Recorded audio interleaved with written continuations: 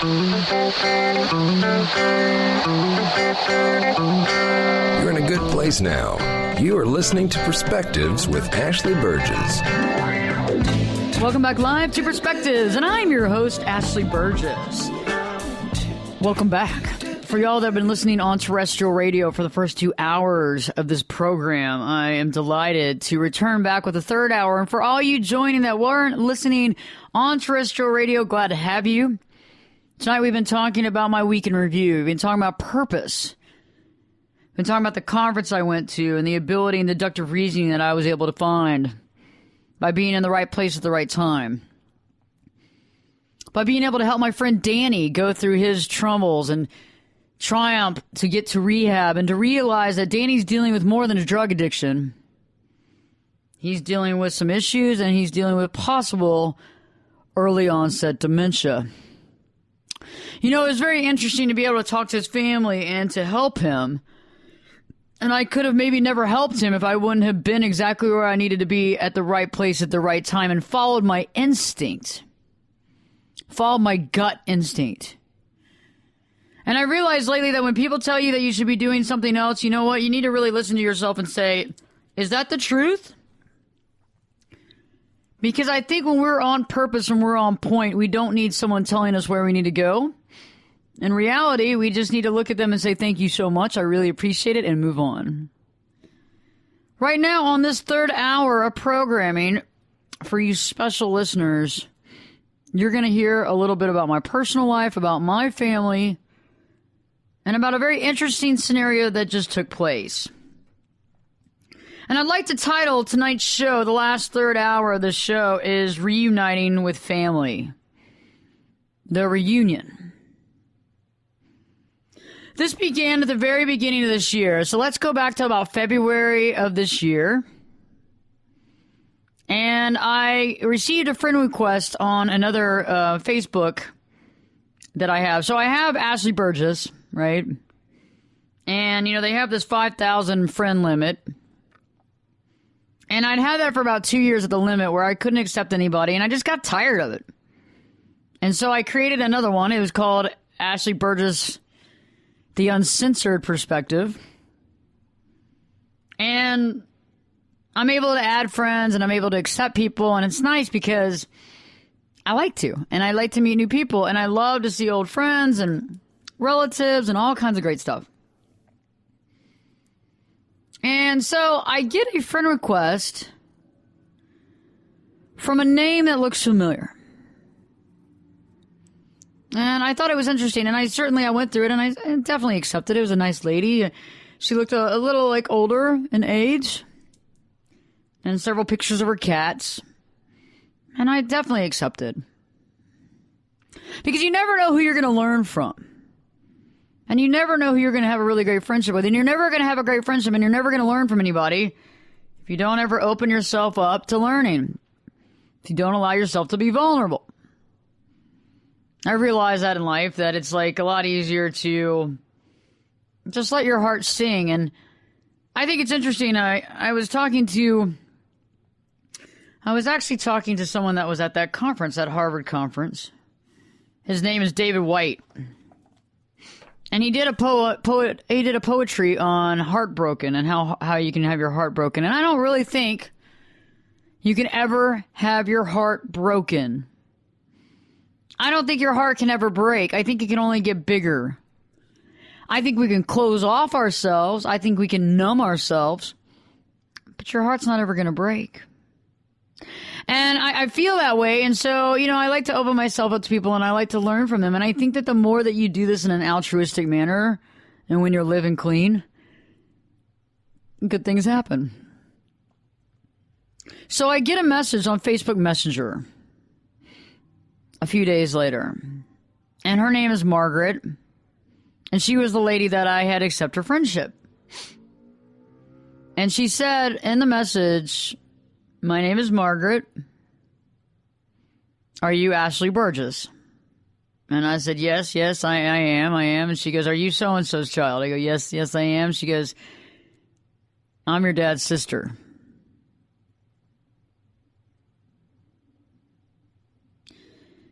And the last time that I saw Margaret, and the reason why I kept all this information for the third hour is this is some big time stuff. And the last time I saw Margaret, I was 5 years old.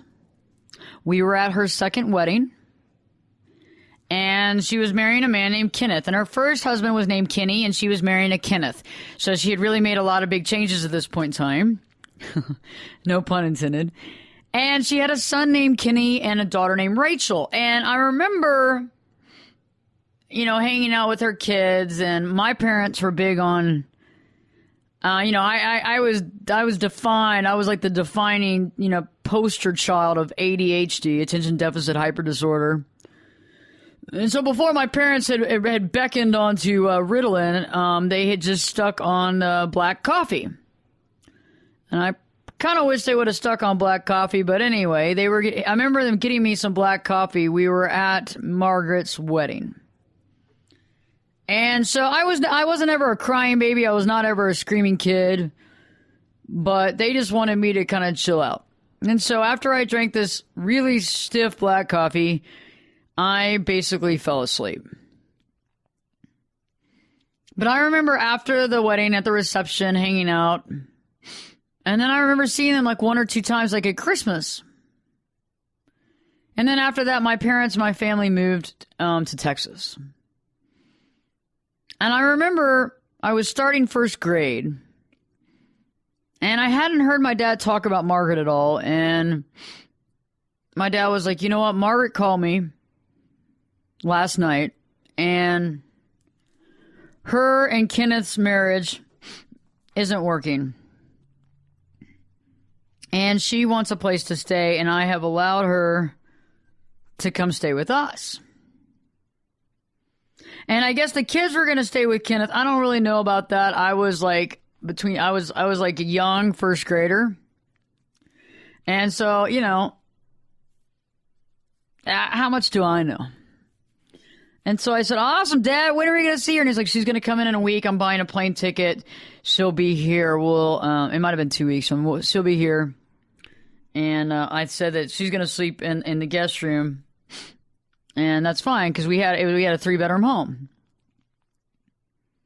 And I'm the only child, so I was like, that's great. Well, I mean, I always liked Margaret a lot. So 2 weeks went by, and I remember my dad saying something about needing to go to the airport, but then we didn't go. And then I remember him being on the phone, and I remember him arguing, and there was an argument. And I remember hearing something was going on.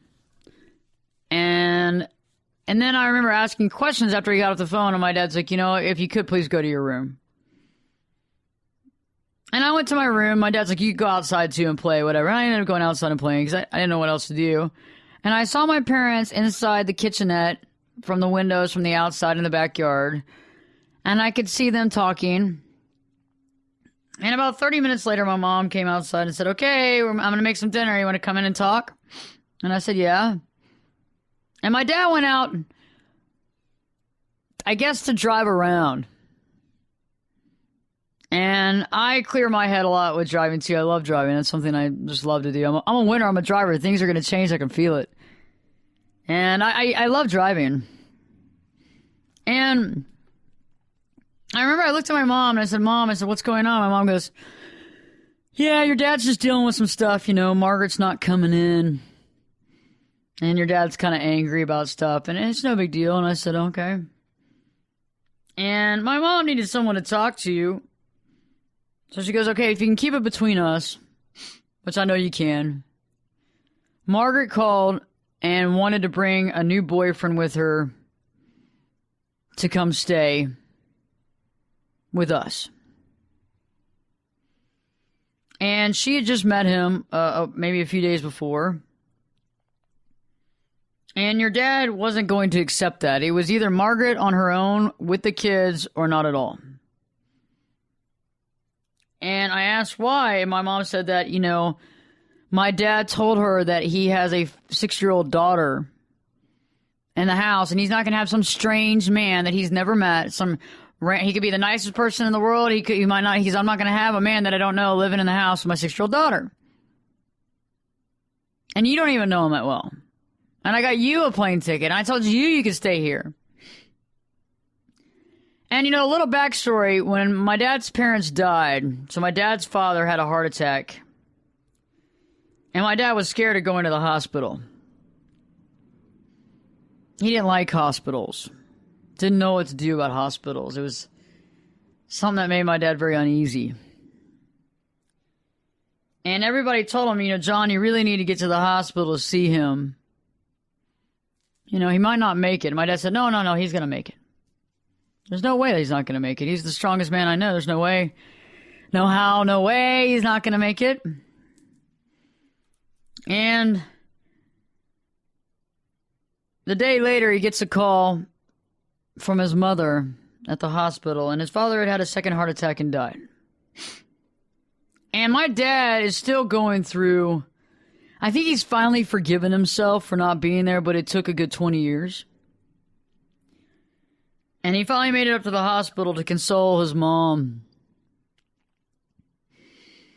And his parents were very strong, and his mother went on and was a very strong woman and continued with the traditions. His father was always, Santa Claus every year in New Orleans. His father, was in the war and was a Navy diver. He would dive on the bottom of ships to search for bombs and that kind of explosives. My dad would always talk about the bends or not getting scurvy or something like that, and how you had to drink your orange juice to not get scurvy. I'm like, Dad, okay, man. And after the war was over, his dad went and worked in the shipyards in New Orleans. And when we return, we'll be talking more about the shipyards in New Orleans and about my dad and his dad's relationship. Stay tuned, because Perspectives with your host, me, Ashley Burgess, will be back this time in two shakes.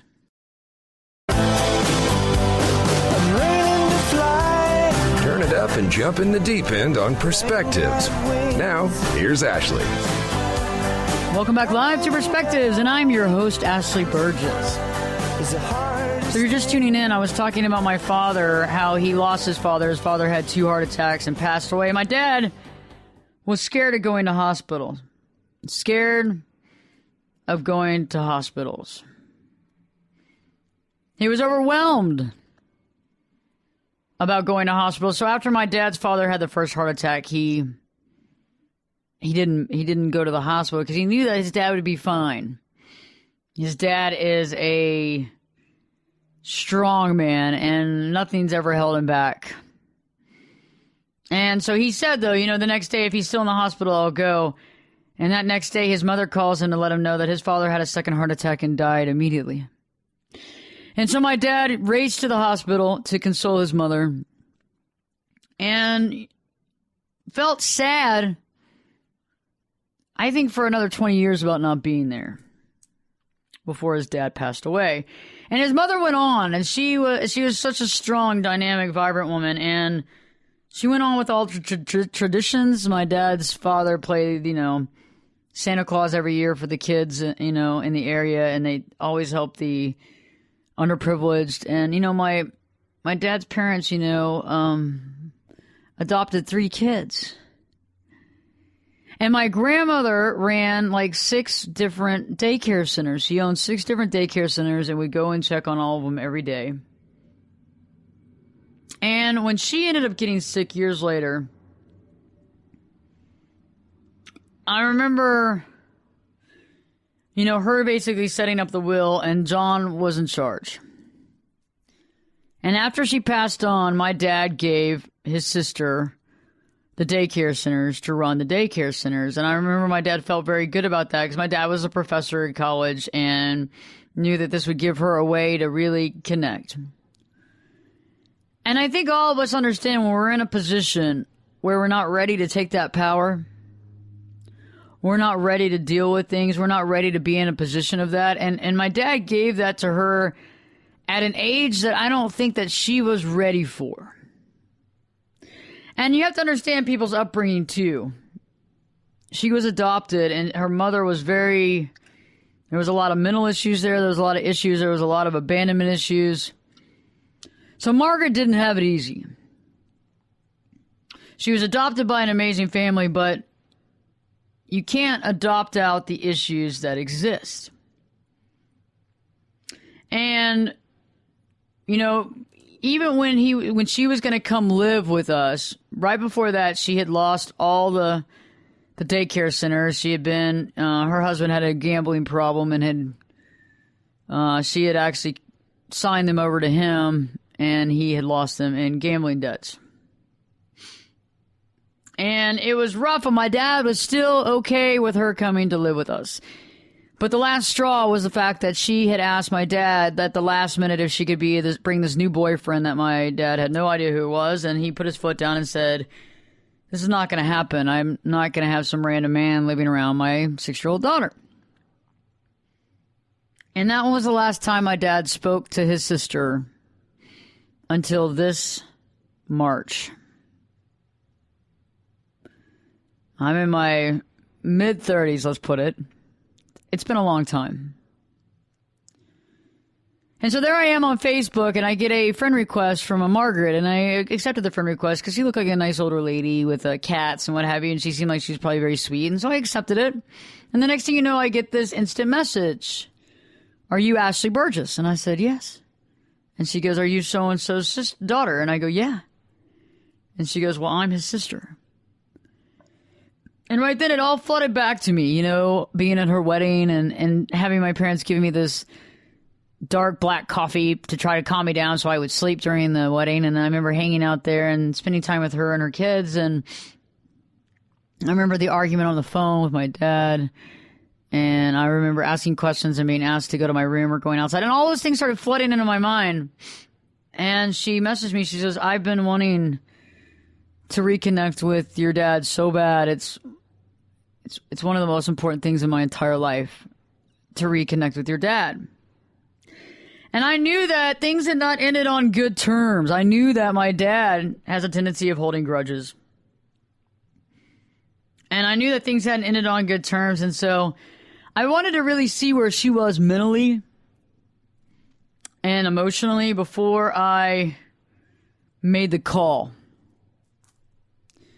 And my dad and I have had issues. There were years where we didn't speak, when my dad told me to, F off and all that good stuff. And we had to work to create a new relationship, one of respect and trust and overall respect, with no age or definition to define us. I was no longer going to be defined as the daughter.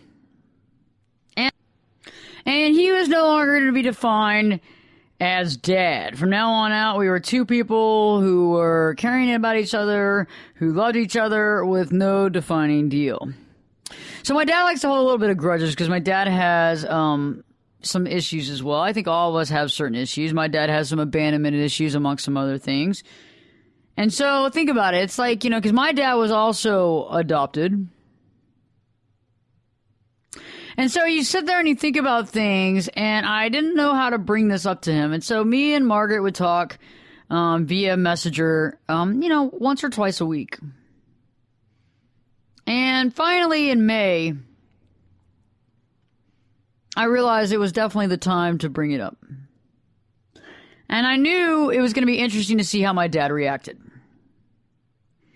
So he calls me on the phone, and we were talking, and all of a sudden I just had to blurt it out. I was like, "So, Dad, have you talked to Margaret?" "Margaret who?"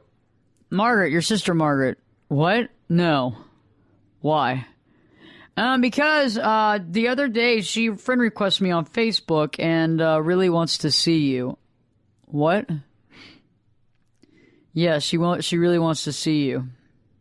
You know what she did, don't you, Ashley? You know what she did, right? Yes, I do. Well, let me tell you what she did. And so he went on and told you the story I just told you about how, he had given her out of the will anything that mattered, was worth value, and how he felt that she had dwindled it away and gotten with the wrong people and made the wrong choices. And then when he gave her an out, she totally screwed him over. And I said, people make mistakes. Granted, that's a lot of mistakes, but people do make mistakes. And I think that she's wanting to apologize, But I think in all, she just wants to see her brother. And it would be the right thing to do. And we talked on the phone for a little while, but I could tell that he had to process this, that this wasn't going to be something that was just easy breezy for him. And I'm sure that he went home that night and he talked to his wife, and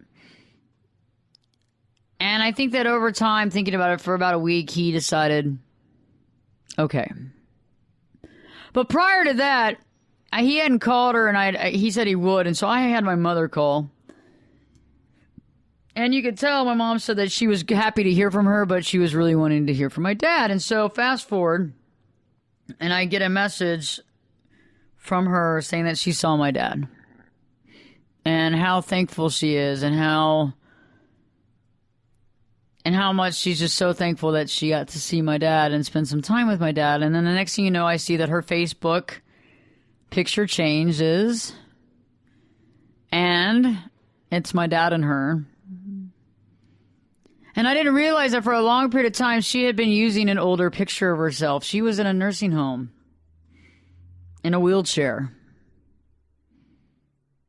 And I didn't realize that she didn't have a long time.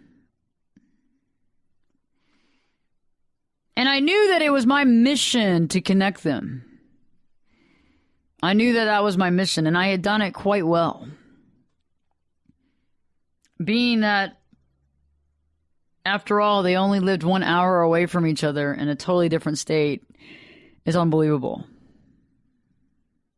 Being that I was able to connect them off of Facebook again is unbelievable. Being that I was able to talk to my dad in a way that he realized that, yes, indeed, this is something that he needed to do. Again, unbelievable. And my dad called me a few nights later and he said, I saw Margaret and she's not in good health. And I said, what happened? And he goes, well, she's had several surgeries and she's in really bad health and she hasn't really taken care of herself. And he said, and I just don't know, how much time. And I said, well, I think the thing is not really necessarily about focusing on that. I think it's about focusing on the fact that y'all have reconnected and making that reconnection something of value. Even if that reconnection was for one day.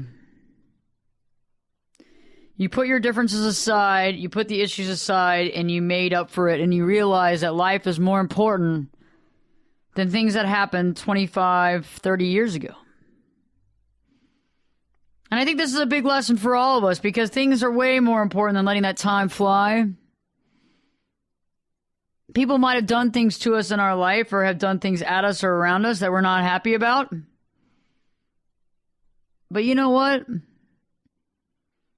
Sometimes we have to move on and forgive. And I always believe in forgiving. And I like communication and I like closure. And so when we return, I'm going to be talking more about what recently happened last week and this week.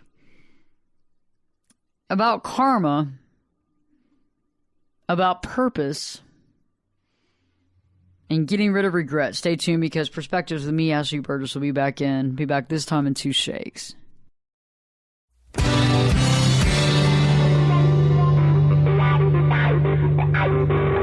This is Jake Busey, and you're listening to Perspectives with Ashley Burgess.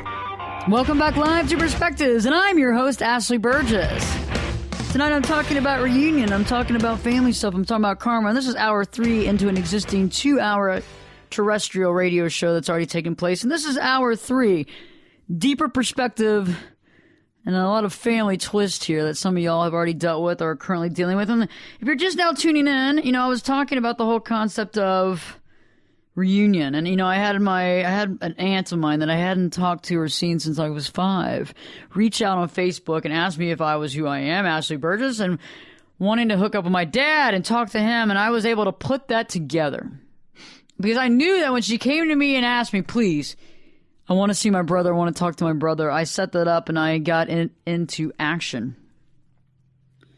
And after my dad saw her and he was telling me about her health and what have you, I said, well, you know what? It was about you spending time with her.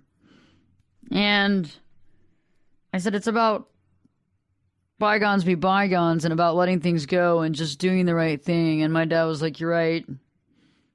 You're right. And she goes, well, he said, well, you know, she went through this and she had that. She was dating that alcoholic and all this stuff. And I said, I know.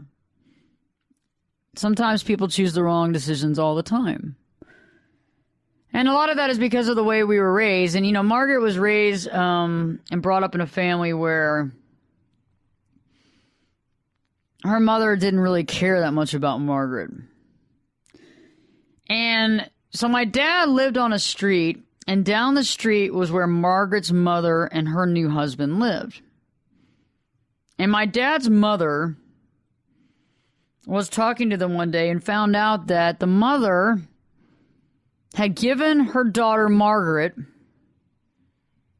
to her grandparents to live in New York because her new husband didn't want a kid of hers around from another man.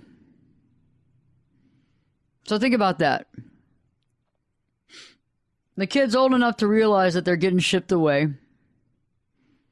They get shipped up north to live with grandparents. Mother doesn't want anything to do with you because you get in the way of her relationship with her new husband. She needs this guy. That's pretty rough. And so my grandmother decided that she didn't want to have a kid go through that, and she decided that she would adopt Margaret. Honestly, contractually, legally, adopt Margaret and bring her into her home. And so, on the agreement of Margaret's mother, because she didn't care about Margaret, she cared enough to send her kid out of the home so that she could live with this guy. Okay? My grandparents paid money for a flight. You remember, this is a long time ago. I mean, this is before I was born. This was in like probably the early 60s. Something like that. Maybe 50s. I don't know. And sent the money up for her to get a flight to go from, I guess they're probably in the 60s, to go from New York to Louisiana.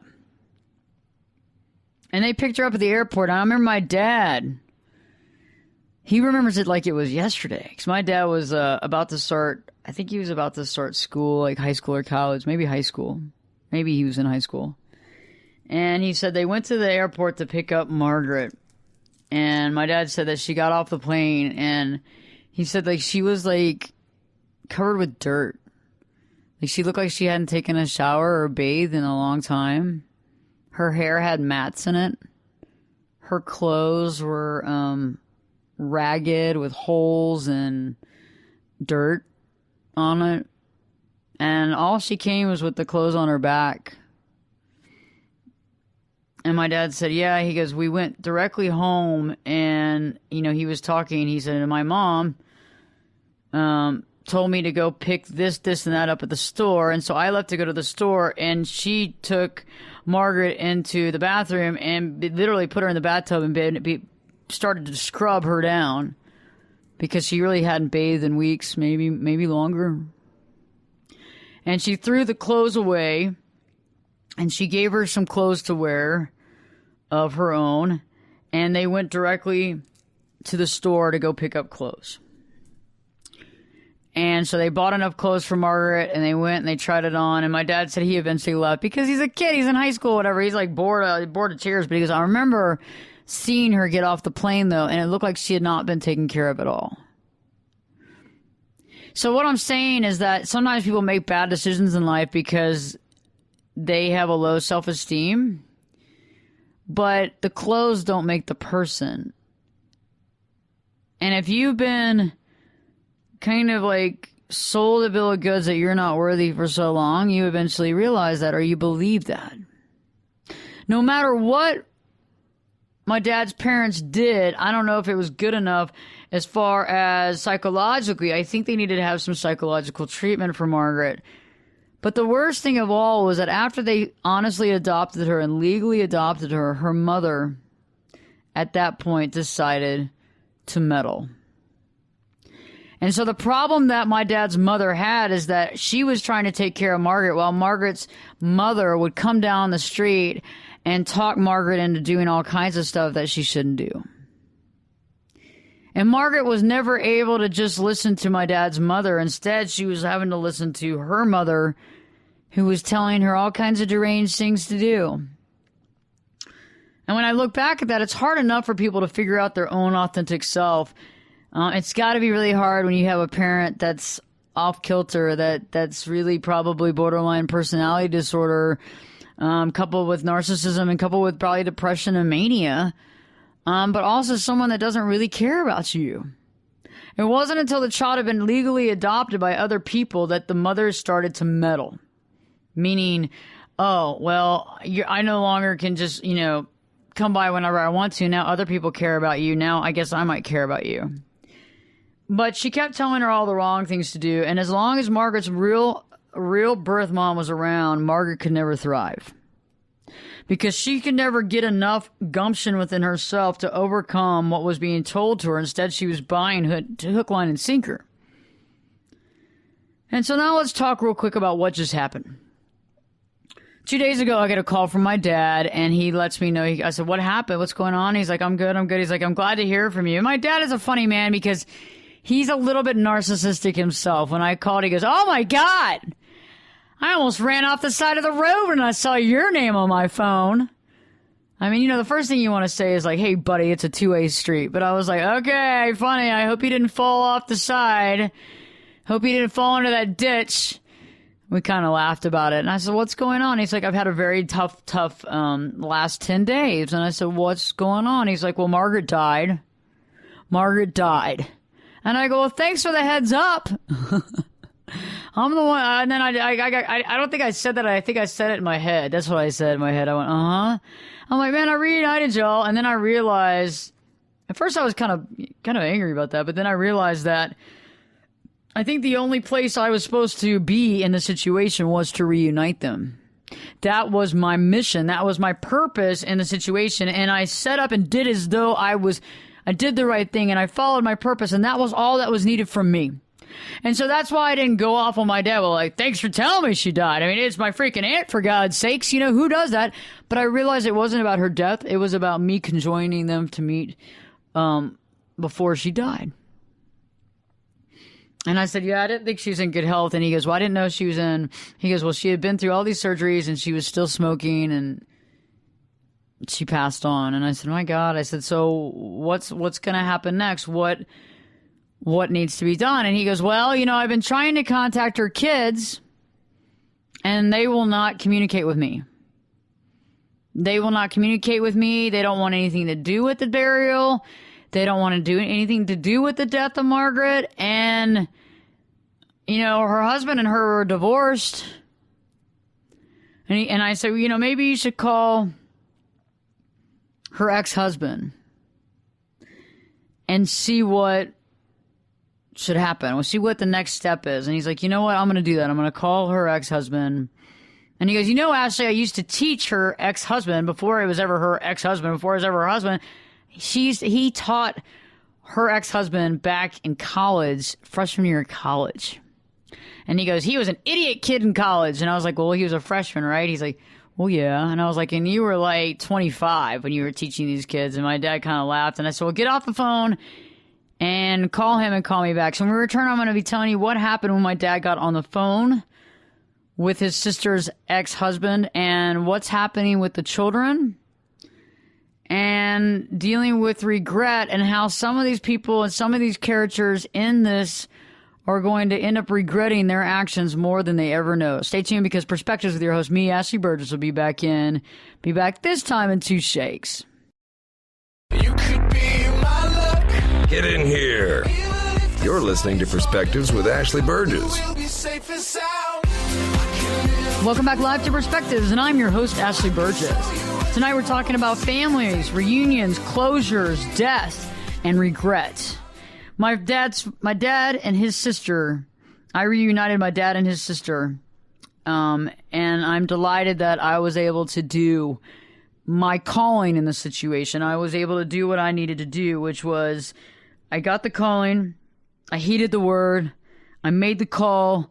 I convinced my dad to call her. I convinced my dad to go meet her, and all went as planned. Okay. When I talked to my dad the other day and he told me that she had passed away about 8 days ago, it kind of upset me.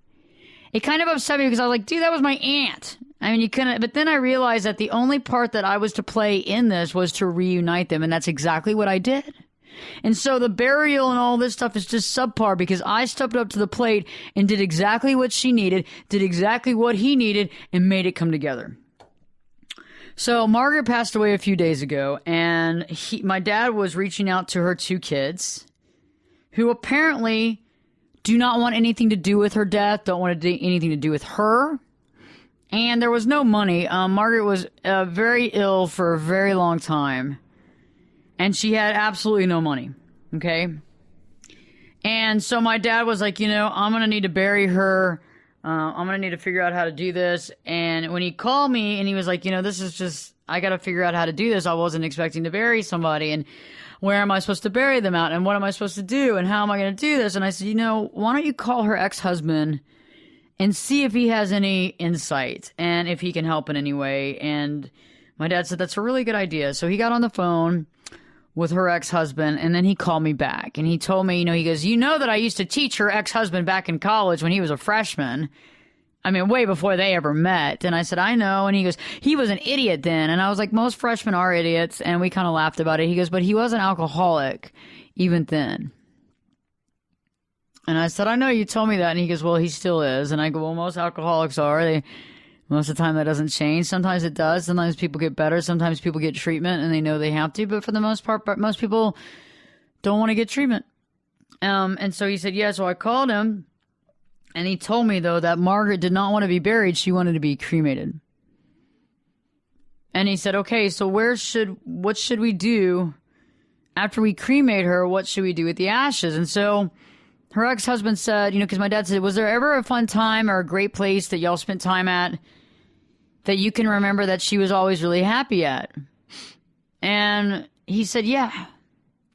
There's this lake that we always hung out at, and we always had a wonderful time at. And Margaret was always laughing and smiling when we were there. And he goes, okay, that's the place we're going to spread the ashes. So my dad said, but right now I'm still trying to get the 2 kids to sign off on it so we can actually get it taken care of, get everything done. The coroner, all this stuff's been taken care of. Everything's been done. And, the nursing home where she was at, the facility, we just need to get it where we can have her remains cremated, but neither one of them will communicate with me. And so my dad called me back. He's like, after we talked on that, and he said, I don't know what to do. And I said, you know what? I know you'll figure it out. And so yesterday we talked, and he said that, you know what? He goes, I finally just gave up. There was nothing I could do. And he goes, I finally was like, if I can't get them to agree, what am I going to do about it? So he finally sent an email to both of them and said, if you don't email me back and you don't sign off on these documents, I'm not going to do anything to help your mother with the burial, to help to do the burial. And by the way, I'm paying for everything. And if you don't want me to pay for everything and you would rather pay for everything, then don't respond back. He said less than 7 minutes, both of them had signed off on the documentation. Wow. Now, you remember when my dad's father had the heart attack, right? A long time ago, when I was talking about this earlier in the first segment, and my dad didn't make it to the hospital because he didn't want to go to a hospital because he was scared of hospitals. He didn't like hospitals, and he didn't like the way that he just didn't want to be in a hospital. But my dad had loved his dad his whole life, and he had told him all the time he loved him. He wasn't there for the last few days of his life. He wasn't there for like the last 3 days of his life, and I think that's eaten my dad up for a long, long, long time. It wasn't until recently, with a little help from me, that he's been able to get over that and to realize that his dad did know that he loved him a lot. I can only imagine how much regret these kids are going to have when they realize that not only did they not see their mother for the last 10 years of her life, They were not there for her death. They did not participate in her funeral. They didn't pay one dime for her mother to be buried. I wonder at what time, besides the fact that they've been living with this guilt their whole life of not stepping up to the plate, and I'm not saying that Margaret's not to blame, don't get me wrong. I'm sure Margaret did a lot of things to hurt those kids. I'm sure several times when those kids really wanted to be with their mom, that the mom shunned them. I'm sure there was probably alcohol and drugs involved, and the kids got tired of it. But on the other side, I realized that regret is something I don't want to live with. I don't want to live with regret.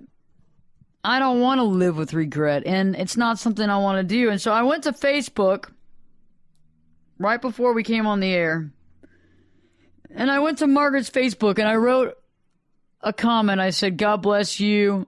I love you. Our family loves you. Godspeed. And as I scrolled down on Facebook, I saw her two kids had commented separately about the death of their mother. And remember, I know the true facts. Neither one of them are going to be there for the spreading of the ashes. Neither one of them care. But on Facebook, they make it sound a little different. However, the weirdest thing of all was that their mother had died the same day that the daughter's child had been born. Wow.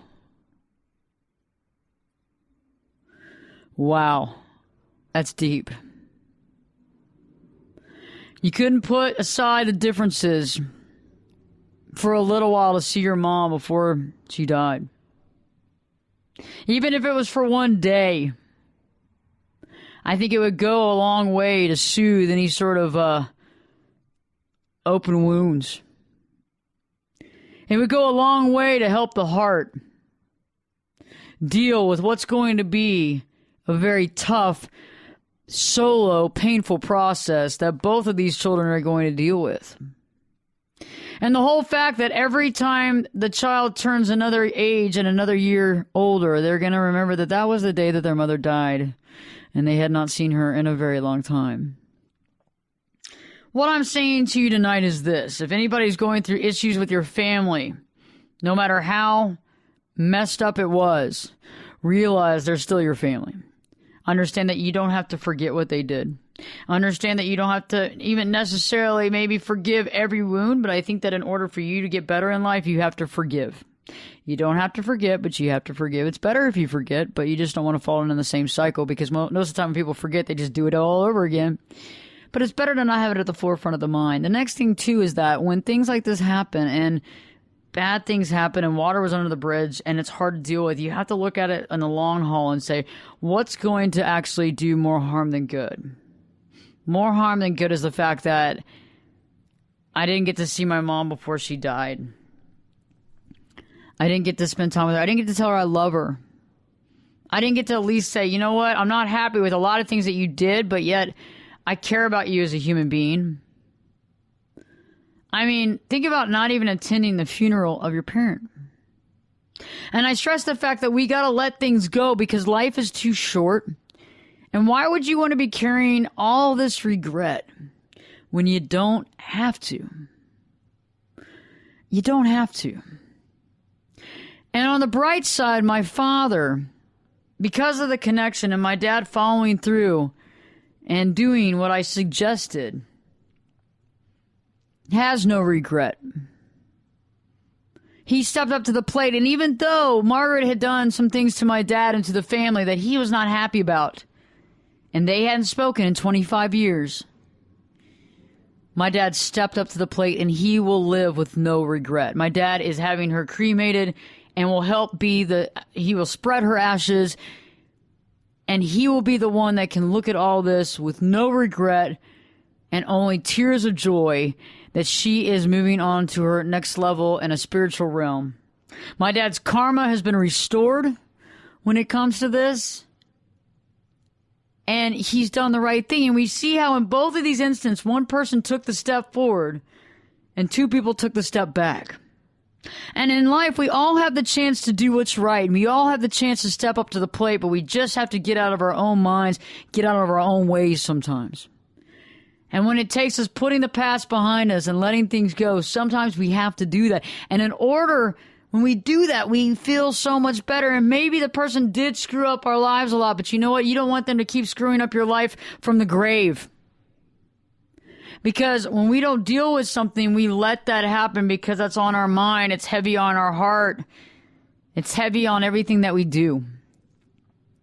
And life is too short. And life has some real meaning. And from this story alone, I think that you can catch it. Like the bets in Vegas, the odds in Vegas, how would you ever have your child the same day that the mother that you haven't spoken to dies? What is that saying to you? What does that mean? And to me, the meaning of that was you needed to be there. And so what I say tonight is live with no regret. If there is any regret that you have that you can take care of right now, get on that phone. Get on the phone, call them up, stop by their house. Do what needs to be done. If you have to begin with an email, begin with an email. If you have to begin with a letter, begin with a letter. Whatever you need to do to start making this regret go away, to start erasing that and to create some sort of love or at least a communication or some closure, do it now. Do it now so that, guess what, you can be like my dad. Do it now so that you're the one, that your karma's restored, that you can look at yourself in the mirror and say, you know what, I did everything I could. Do it now. And for all you who might be the people that put others together like I was in this situation, when somebody asks you to do something, do it. Set it up.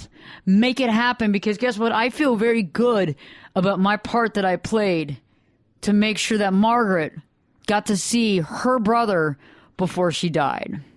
For more shows, check out here on Spreaker. Check out AshleyBurgessNetwork.com.